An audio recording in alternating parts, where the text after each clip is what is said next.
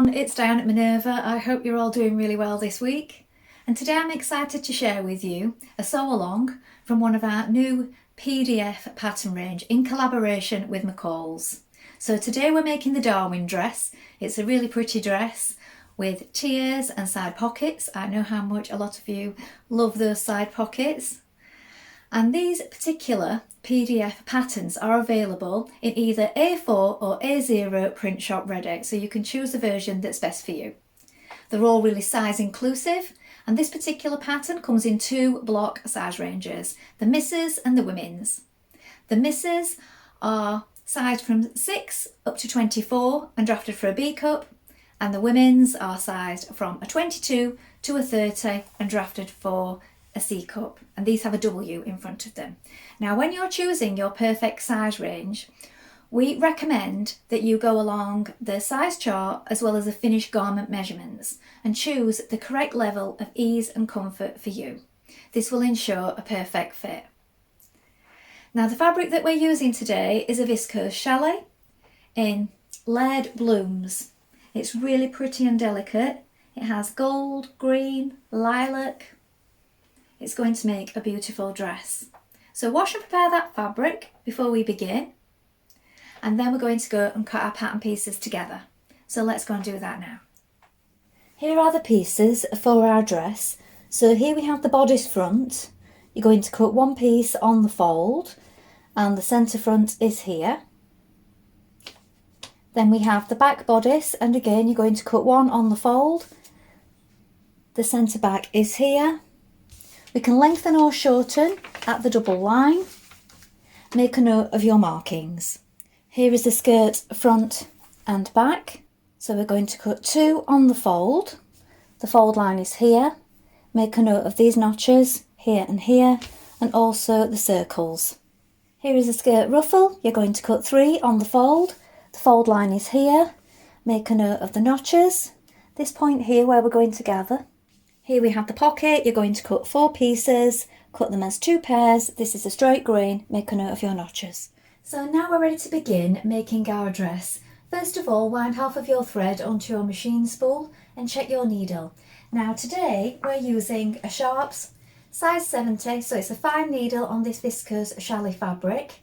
You may wish to test this on a piece of scrap before we begin. And then when you've done that, we're ready to get started. First of all, we're going to take our front piece and our back piece. I'm going to place them right sides together like this. We're going to pin them at the shoulder seam, and you want to make sure that these notches here line up with the front and the back piece. We're now going to stitch that in place with a 1.5 centimetre seam allowance, and these are the seam allowances unless I state otherwise.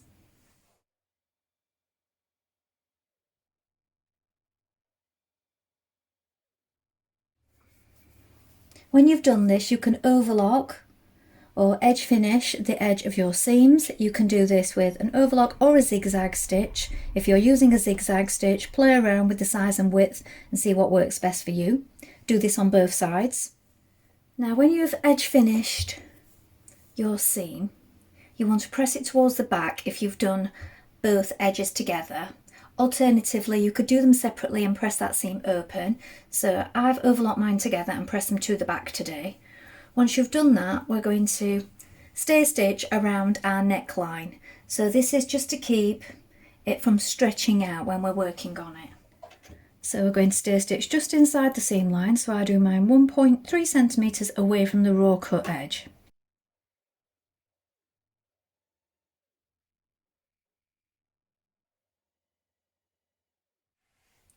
Now we're going to take our binding strip and we're going to open out one side of it like this and press it.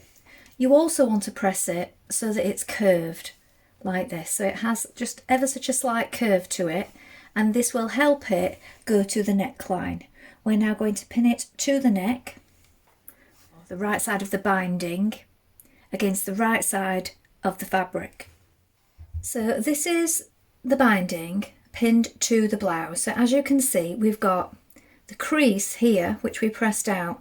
That should be in line with the seam allowance. So we have a little bit jutting out behind it. That's because the seam allowance will be behind our stay stitching there. So we're going to sew in that crease line, and don't worry, this is going to get trimmed afterwards. So we've pinned it all the way around like this. When we get to where we started, we want to fold back that first part, just there, and then this part here is going to overlap like this.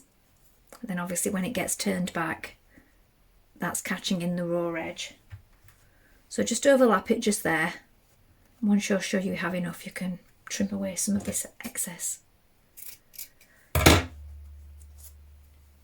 We're now going to stitch that in place in that crease line that you can still see there, the whole way around.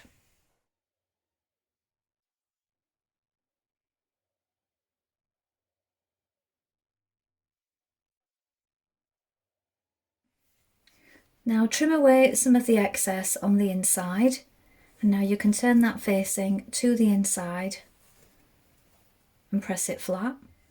Now turn your binding to the inside. Now you can baste it down before top stitching if you wish. It's also good to give it a press at this point, but make sure that you press it flat. Don't iron it because you will stretch it out. You just need to press the iron on at various points to make sure that that curve is lying flat. And then once you've prepared it, you can top stitch it from the outside close to that basted edge or that edge of that binding. You can use your foot as a guide to help get this accurate.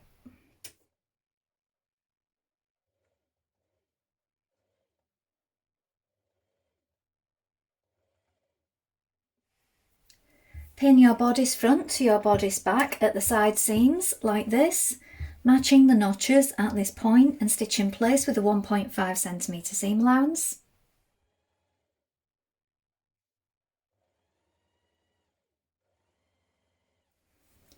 Edge finish your side seams and press to the back. And now we're going to make a narrow hem on the sleeves. So it's a 1.5cm hem in total. So you can either overlock and then turn it back once.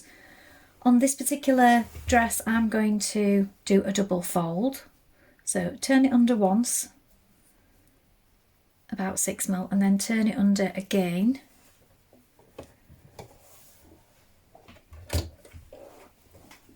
You can press it first if you find that this helps.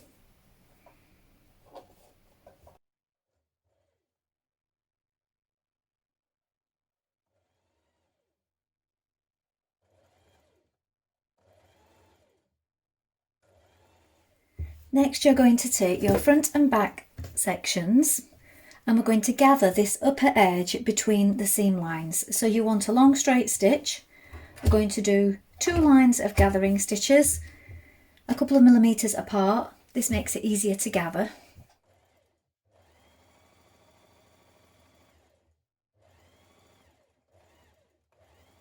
With right sides facing, place a pocket on either side of the front and back sections like this, matching the markings, so the notches here. We're going to stitch this with a 6mm seam down the side, then we're going to flip that out and press the seam towards the pocket.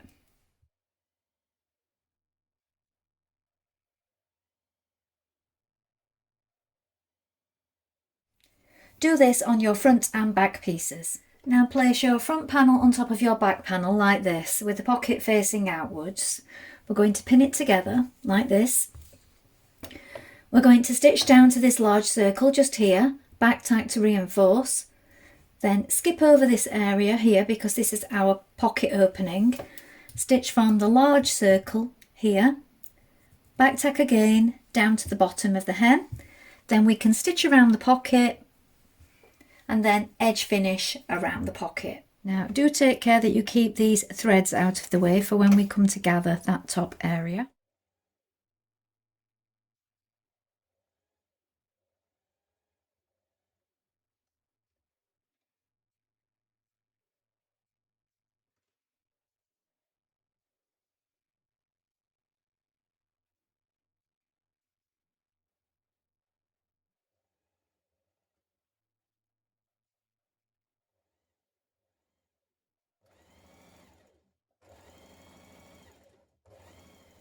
Now pin your front and back panels to your bodice. You want to make sure that you match the centre point and the side seams. So if you fold both in half, both the bodice and the skirt panels, and make a little notch or a choke mark or mark it with a pin to mark the centre points, mark these up first of all, pin it to the side seam, and then pull on your gathering stitches to the centre from both sides, then do the same on the back.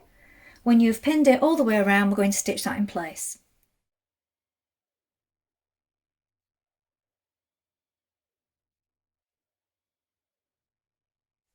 Now pin your ruffle sections together.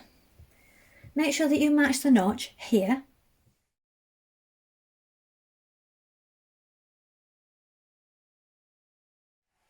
Now gather around the top of your ruffle with 2 lines of gathering stitches.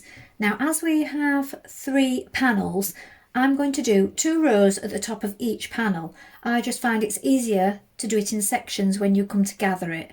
So this is how I'm going to do mine. You could just do 1 continuous row of gathering stitches all the way around the top if you wish, and then follow it up with a second.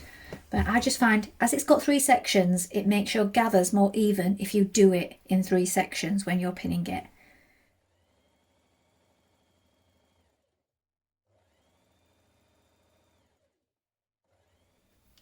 Now you're going to pin your ruffle to your skirt. So you want to make sure that you line up the centre back seam with the centre back of the back panel. So the back panel, fold it in half, make a mark, line up one of the seams with this, and then the other 2 seams on the ruffle you want to line up with the circles, so the large circles that you will have marked on the bottom of your front and back panels. So you need to make sure that there are even spaced gathers. So that's why I did mine in 3 sections, so that I could gather each section one at a time. Once you have it pinned all the way around, we're going to stitch that in place.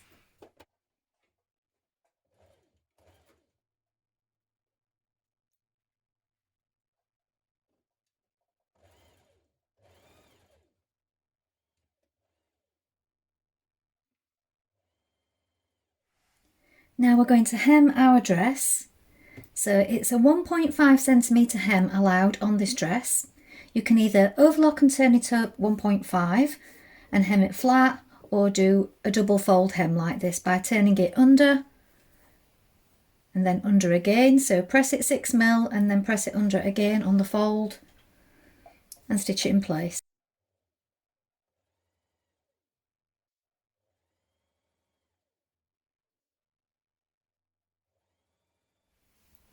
So here is the finished dress.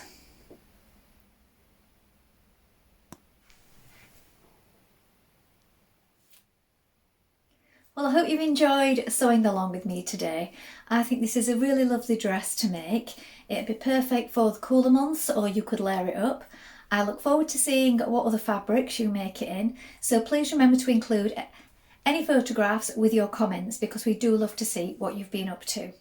Remember, you can take a look at the Minerva Craft Club to get 10% off all your orders for a whole year, and of course create a free account to join in with our wonderful worldwide sewing community. That's all from me for today, but I hope to be back soon with more sewing inspiration for you. Thank you so much for watching. Bye for now.